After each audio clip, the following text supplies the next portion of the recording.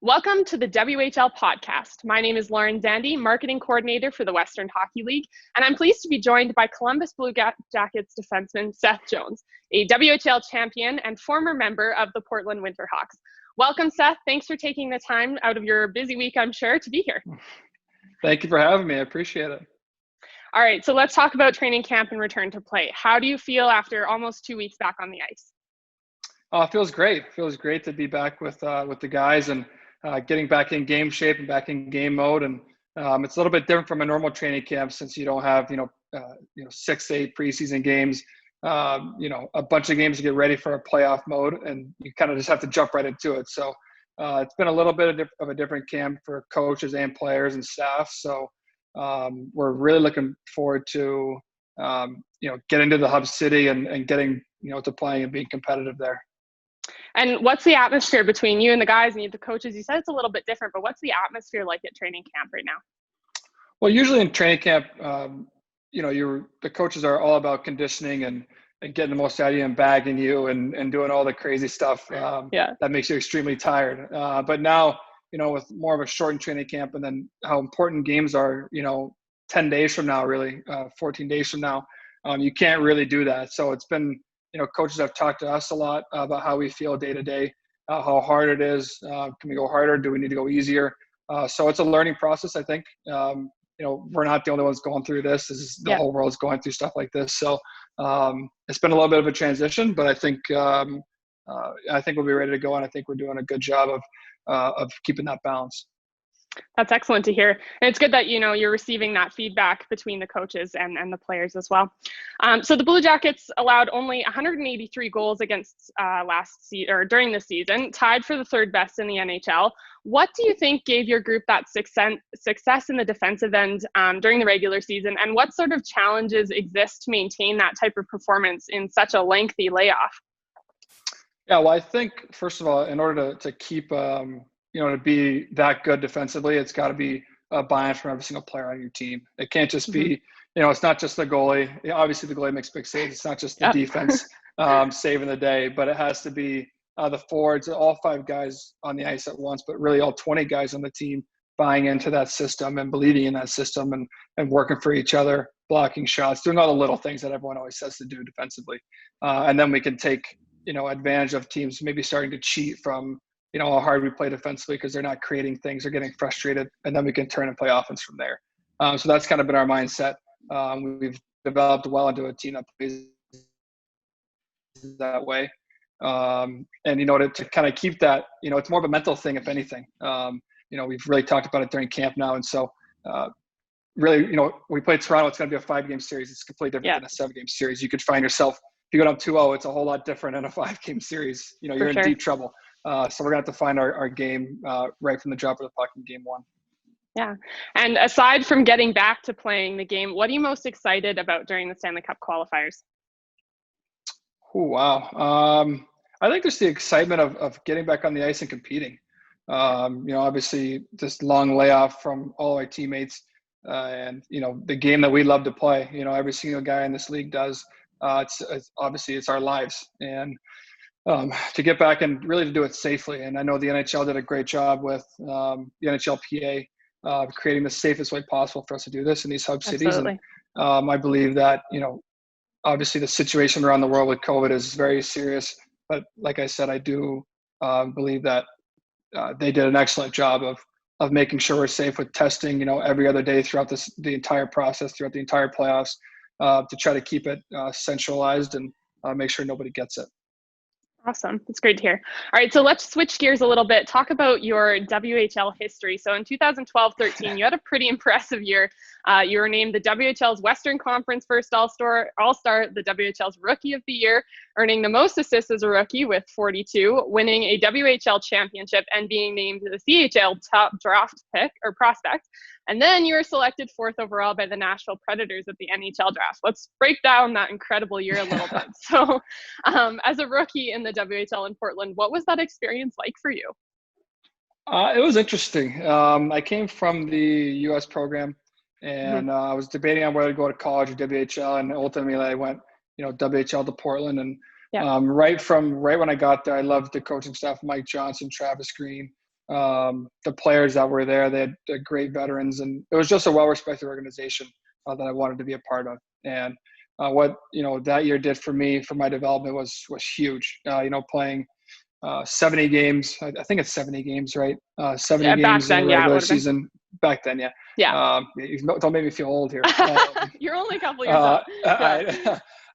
No, but playing all those games and playing that schedule, the travel schedule, really got me prepared for the NHL, which is what was my goal. It was just to play 1 year and then play the NHL. So I really appreciate that from that league. And, then I went to Nashville, had to learn from great defensemen there my first couple of years, and really did a number on my development for sure.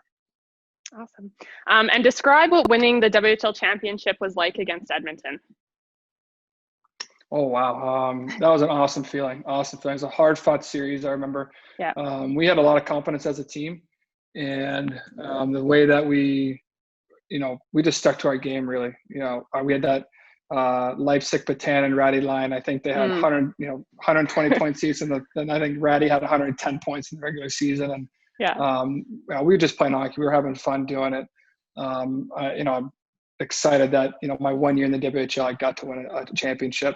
Unfortunately, we came up 1 game short in the Memorial Cup against some pretty good players in McKinnon and Drew and some of those guys. But the experience itself was off the charts for me. That's incredible. And despite the season cancellation this year, the Winterhawks had a really strong performance, winning the Scotty Munro this season. I don't know if you're following it, but Edmonton also looked really strong heading into the postseason. Do you keep in touch with Portland still? And what would it have been like if those teams had made it to the final maybe again? I kept in touch with Portland because my little brother played there after me. Right. So I was still following.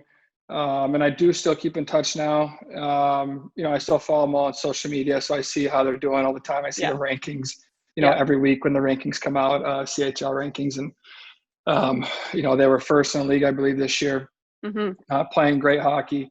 But that would have been interesting to see that again. I want to say before I won, 2 years before, it was Portland and Edmonton in the finals as well. And I think Edmonton won. And then when I was there, we beat Edmonton. So a little bit of a rivalry going on. Yeah, absolutely. But it seems like those two teams are always, some of the top teams in the WHL. Yeah, top competitors for sure. All right, so last little bit of a change here. We're just going to talk about the Black Lives Matter movement.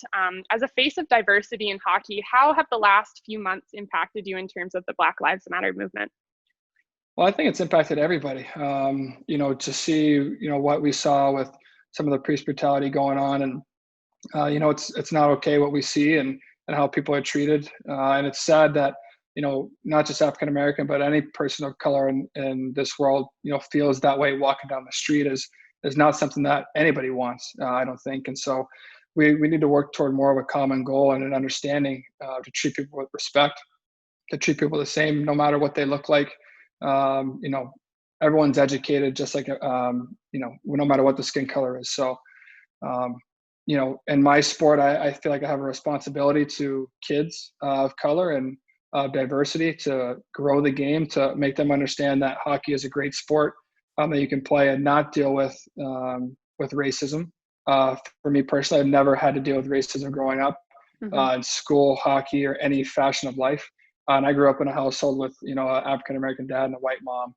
So I'm mixed, and I never, fortunately, I'm probably one of the very few that I've never dealt with that. So I'm very grateful for that, but I know a lot of people do. And we need to get past that point of allowing that to happen and take a stance against that and make real change, I think. So I know you said, even though you may not have faced it through the years of your hockey development, how have things changed, just even like from a world perspective, since when you started to now? I'm not sure. I think you see, more and more African-American kids playing, in my opinion. So I'm a part of, the program that the NHL kind of did, was the Hockey is for Everyone. Yep. So I'm the ambassador for my team. I've been, here in Columbus for 4 years now, 3-4 years. And so, about 30 of the 40 home games we'll bring in, kids of color or families of color that can't afford to come to the games, or the kids can't afford to play hockey, but they love the game and they just want to see us play. and I'll meet and greet them after the games and just show them that it's a sport that you're welcomed in. And I think that goes a long way with a kid, and I think it's a great experience for them to come. I think there's starting to be more of that. I believe there's starting to be more programs. In the league, you see Kimalu started and Evander Kane are doing a great job right now with that program. And I think PK is starting a program as well that the whole league is going to be a part of, and the NHL is going to be behind. So right. You see everyone really coming together, and that's what it's all about. Exactly. And that leads into my next question. Obviously, there is this group effort that's definitely starting to arise now. But where do you think hockey needs to go, or what needs to change in addition to this? Do you have any other ideas for hockey to better support players from different backgrounds or ethnicities? Well, I think there's a lot of places you can go with that. I think at the end of the day, I think compared to other sports, it's a very expensive sport to play. I think that may be part of the problem as well. Kids that don't come from great backgrounds, it's hard for them to play hockey because how much skates cost, how much sticks cost now. Yeah, absolutely. The cost of travel. If you want to play at a high level, team dues, things like that nobody can afford. And I think so that I feel like that's a major issue. But I also think that there are a lot of other issues that arise. When a parent or sees an NHL player and a fan says something, some racism toward a player in the NHL, they don't want their kid playing hockey now. So it's there's a lot of factors. And, absolutely. It's never going to be perfect, of course, but we can strive to make it, strive for perfection, and we can try to achieve greatness from all our efforts. Absolutely. Well, thank you so much for taking the time. This is obviously a brand new segment for us on the WHL podcast, so we really appreciate having a big star like you. We wish you nothing but the best as you head into phase 4 of the Stanley Cup qualifiers. It's obviously very exciting. If you have anything else, let me know. But thank you so much again for joining me. Thanks a lot. Thanks for having me.